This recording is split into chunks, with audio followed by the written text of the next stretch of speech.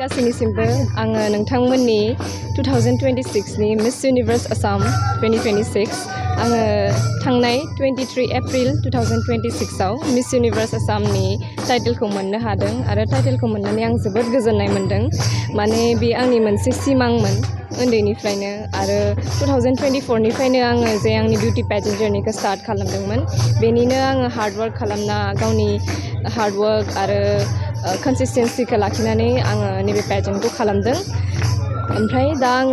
बेहाय देरहासार जानानै बे टाइटेलखौ मोननो हानानै जोंनि हारि आरो लोगोसेनो पुरा आसाम स्टेटखौनो आङो मिस इउनिभार्स इन्डिया स्टेजाव रिप्रेजेन्ट खालामनो थांगासिनो दं नेशनेल स्टेजाव मोनहैनो हानायाथ' जोबोद गिदिर खोथा जोंनि थाखाय आरो आङो जोंनि हादोरनि फारसे साननानै एबा जोंनि कालचारनि बागै एबा जोंनि कमिउनिटिनि बागै साननानै आङो जोंनि आसाम स्टेटखौहाय मोजाङै रिप्रेजेन्ट खालामनो थाखाय आङो आसा खालामो रिप्रेजेन्ट खालामोबा आं गावखौल' रिप्रेजेन्ट खालामगोन होननानै बुङा जोंनि हारिनि सिनायथि जोंनि not only Bodo' but all the diversity that we have in our Assam all the diverse culture आङो सबखौबो देखायनो माने गोसो दङ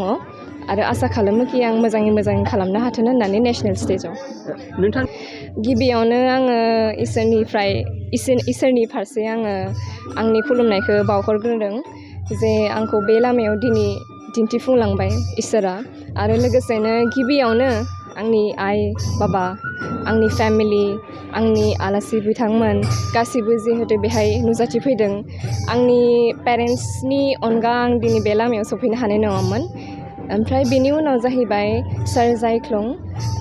बिथाङा जाहैबाय मिस इउनिभार्स आसाम आरो आर'नाइ एन्टारटेनमेन्टनि अर्गेनाइजार बिथांनि थाखायनो आं दिनै देरहासार जानो हादों बिथांनि अपरचुनिटि मोनामोनबा आङो बे लेभेलाव सफैनो हानाय नङामोन बे अपरचुनिटिखौ मोननानै आं जोबोद गोजोननाय मोन्दों दिनै बुंनो थाङोबाथ' आङो इमान मोजाङै आंखौ वेलकाम खालामगोन होननानै आङो एक्सपेक्ट खालामाखैमोन एक्सपेक्टेशननि बारा खुसि जादों आरो आङो माने आं बिराद थेंकफुल आंनि आइ बाबाया इमान खम टाइमावनो आंखौ बिदि एरेन्ज खालामदों वेलकाम खालामनो लोगोसेनो आङो गामिनि गासैबो रायजो राजा बिथांमोनखौ आङो साबायखर बावहरो जे आंखौ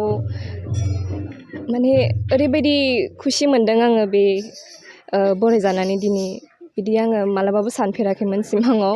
मोनसे सिमाङा मोगथां जानाय बायदि मोनबाय आरो दिनै आं बिदि बरायजानानै थेंक इउ स' माच गासैनिसिमबो गोजोननाय बावहरबाय आं गामिनि गासैनिसिमबो आरो नायगिरि बिथांमोननिसिमबो